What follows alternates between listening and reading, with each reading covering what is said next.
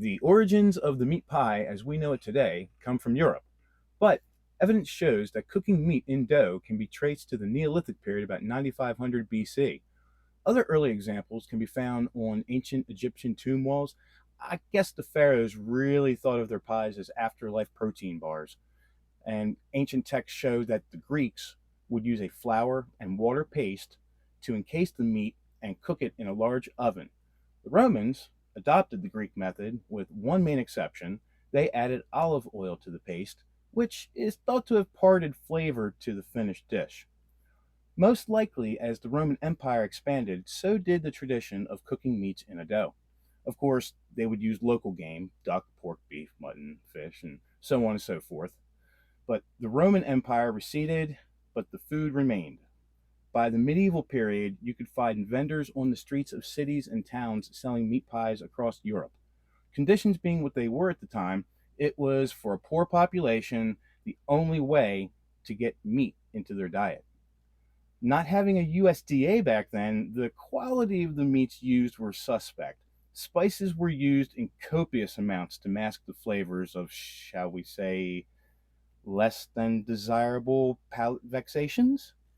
Cinnamon, nutmeg, and ginger were the most popular, and pie pastry or dough differed from crust today by the fact that they were thicker and harder and acted more as a container.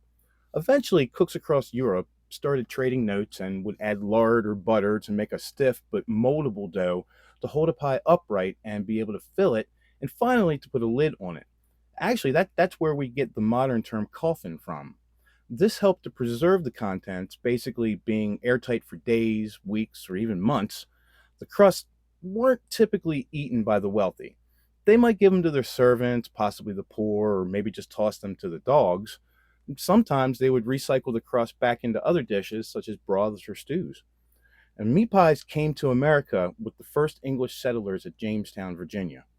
Just like the Romans centuries before in England, the English settlers adapted their meat pie recipes to fit the New World game. Throughout the 17th century, the trend was gradually moved from a non-edible coffin to an edible crust, the latter being cooked in a vessel as opposed to the crust being the vessel. And by the Revolution, we were eating pies, meat and otherwise, out of a dish simply known as a pie plate. From the Revolution through the mid-19th century, meat pies were just that, meat: chicken, lamb, beef, etc. It was about 1839 and the expansion westward was on in America. Around this time, you started seeing recipes that we would recognize today as pot pie recipes. They start showing up in American cookbooks.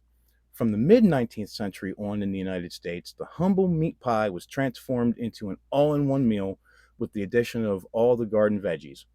As the 20th century wore on, these pies were relegated more and more to the winter months. But now, let's go back to when the revolution has been won, the crusts were edible, and it was all about the meat. Let's do some mock pigeon pie today on Taste Buds Through Time.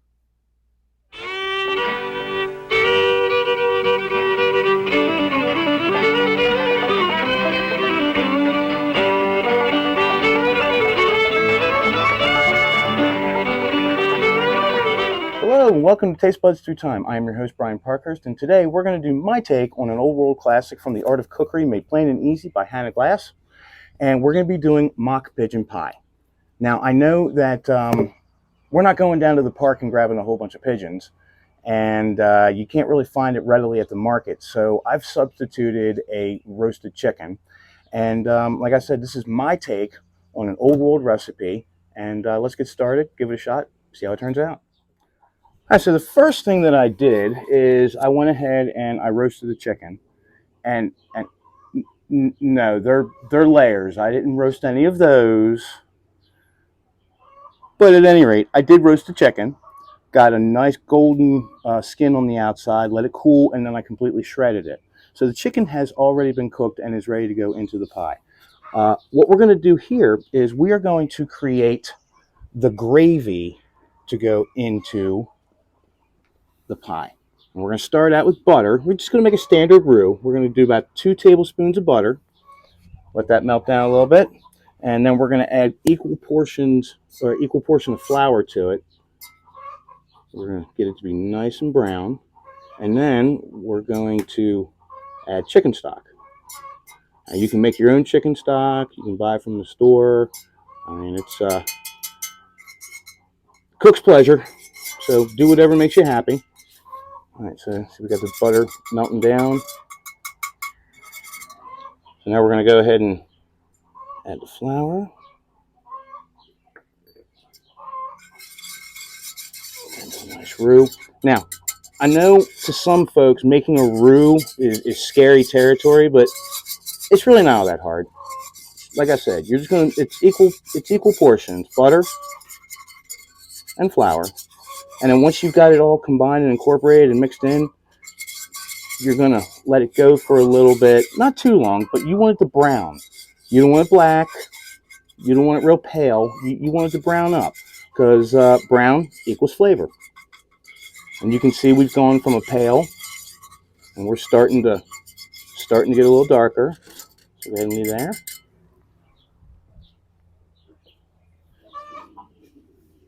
And then once you've gotten to the consistency and the brownness that you want your roux to be, then you're going to start adding your chicken stock.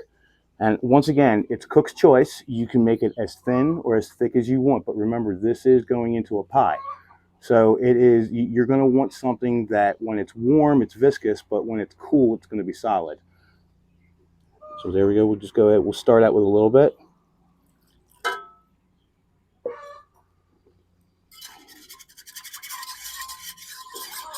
And of course, we're going to have to bring it to a boil. Now you can see it has thickened up. It's actually quite thick.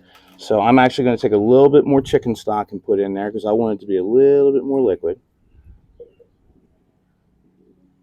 And now that we've gotten the consistency of the gravy that we want, now it's time to add a little bit of flavor to the gravy. And what I have is a little fresh rosemary. Let's go ahead and strip that and put that in there. And fresh thyme. And strip your leaves, put them in. Now, I'm not really going to worry too much about putting salt in here because when I roasted the chicken, I put salt and pepper on the outside. And also when the chicken stock was made, there was salt added. So I'm not really worried about the salt. But I am going to put a little bit more pepper in here because I like pepper and I'm making the pie for me. You do you. If you want more salty flavor, go ahead and put more salt in. If you want more or less pepper, you go ahead and put whatever you want in. But we're going to let that simmer there for a couple of minutes. Let the flavors get all happy together. And while we are letting this get happy, we're going to go ahead and assemble the rest of the pie. The first thing you're going to want to do is take your pie dish, and you can either use Pam or butter. Personally, I prefer bacon fat. Bacon fat rules. There's nobody ever that said, oh no, bacon tastes horrible.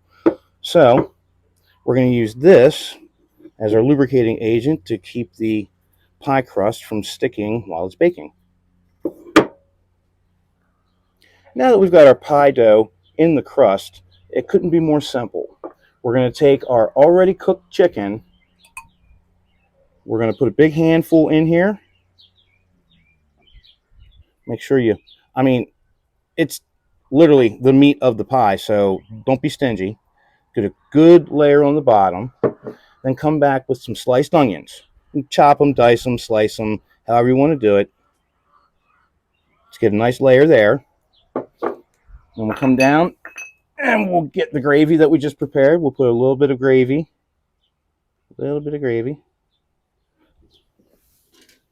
And then we'll come back and we'll put another big heaping handful of chicken on there. Now, you'll notice that the skin in many places is still on. I think that skin adds flavor, especially when it's the nice golden brown skin. I did pull the mushy skin off of the bottom of the chicken, but other than that, skin's fantastic. So go ahead, finish off your onions. Take the rest of your gravy and pour over.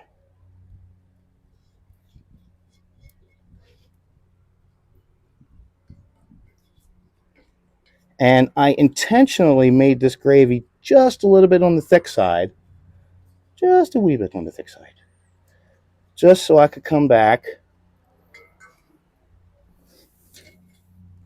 and just pour a little bit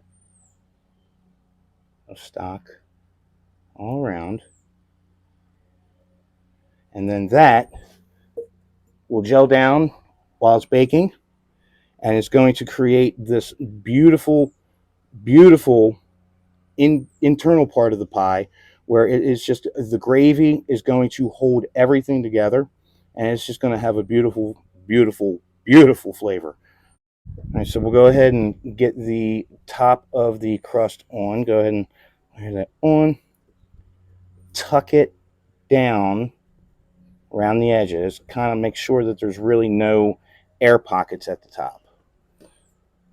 Now, what I like to do with my crust is I like to actually tuck it under all the way around and then pinch it down.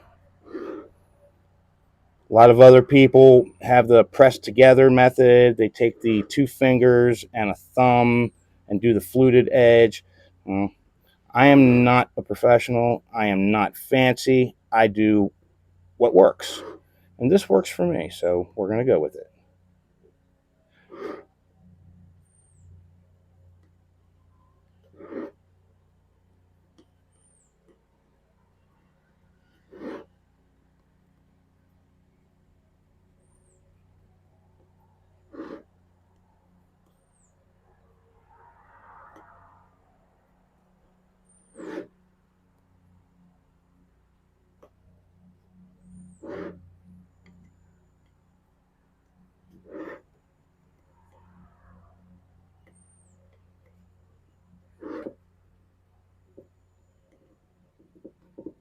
Okay, now that we've got the crust all folded under, pinched down, hopefully it will not release its juices while it is in the oven baking.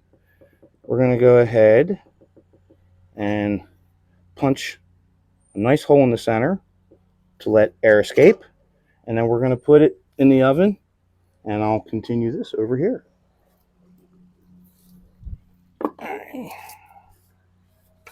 So the oven has been preheating, and we'll go ahead and pull the coals out.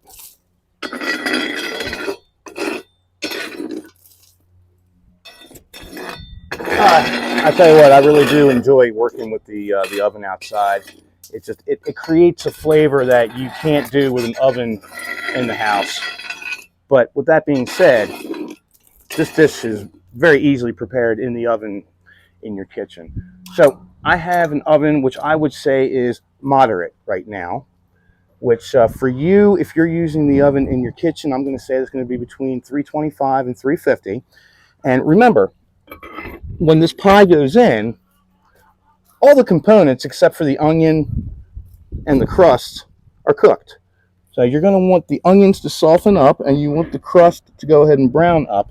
But other than that, it's already done.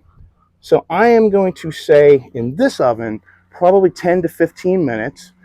In an oven inside of your house, I'm going to say half an hour to 35, 40 minutes. But it's important, just keep an eye on it. When it looks like it's done, it's done.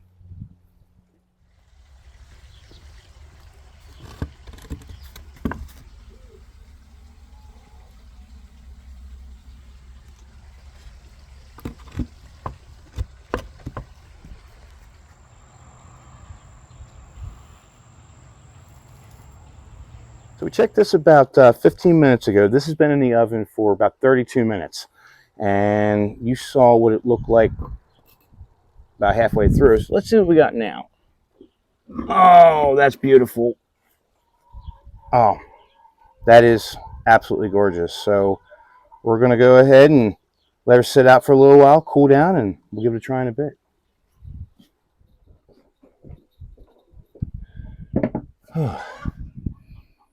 Oh, wow. Boy, I really wish y'all could smell this. It is just a wonderful cacophony of flavors just wafting up. All right, let's let her cool so it doesn't spill all over the place when we cut into it, and I'll catch you on a little bit.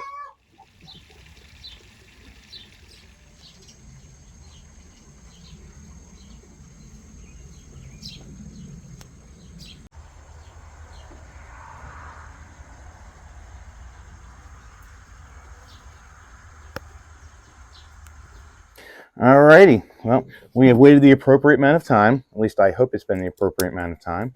Let's go ahead and give this a try. It looks fantastic. You can really see how you've got the layers of the chicken and the onion and the gravy in there.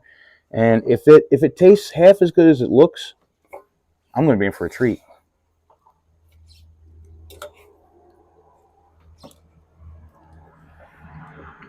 Oh, wow.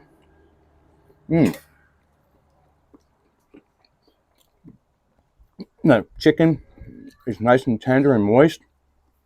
There's just enough gravy to hold everything together. On that gravy with the fresh thyme and the fresh rosemary. Outstanding. Absolutely outstanding. So let's recap. We want to thank Miss Hannah Glass for a great starting point. And I would absolutely say that this is a recipe that you should give it a try. It's very simple. You can also make up your own pie crust. Very simple recipe for that. And the fresh herbs in the gravy. This is a perfect meal for a nice, cool evening. It'll warm you, make you feel really good. Absolutely. Absolutely. This is one of those meals that you got to give a try. So I'm going to go ahead and post in the description a full recipe if you'd like to go ahead and give this a try. And if you want to try the original recipe, which I started with, you can find it on page 147 of The Art of Cookery, Made Plain and Easy by Hannah Glass. All right, folks. Thanks for stopping by the homestead. This was a really fun one. Hope to see you again soon.